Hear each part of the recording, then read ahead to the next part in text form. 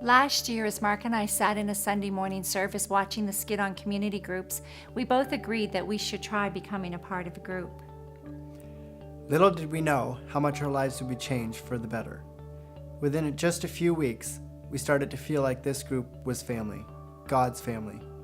We shared life events, prayed together, studied God's Word, and emailed each other with prayer requests. We had to take a chance in opening up and sharing a little bit. But with this vulnerability, trust and respect grew for the other members. So when we found out that we were expecting our second baby, we joyfully shared this news with our group. We named our baby Nora very early on, and she was prayed for every week. What we did not realize last year was how our community group would be our shelter in the greatest storm of our family's life. On May 25th this year, I felt a strong inner sense that I needed to have baby Nora's heart rate checked. At 11:10 that morning, I learned that Nora, my 8-month-old unborn baby, no longer had a heartbeat. The specialist told us that she had died sometime that morning. Words cannot express what I felt. I called my mom and Mark at his school. I also called my coworker Shauna and asked her to notify our community group leaders. I later learned that the women in our group met for prayer that afternoon and did a prayer chain for us all night long.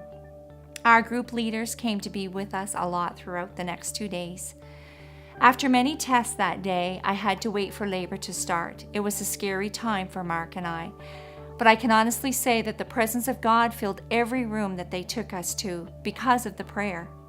While we waited for labor to begin, the women from our group came to visit us at the hospital. I cried because I felt so loved. They stayed with us for quite a while. We laughed, cried, and prayed together. It also meant a lot to me to know that Mark had godly men who could share his grief with him. The community group continued to walk with us through the valley of the shadow of death, even after Nora was born and we had to leave the hospital without her in our arms. There were moments when we were very weak, both physically and spiritually.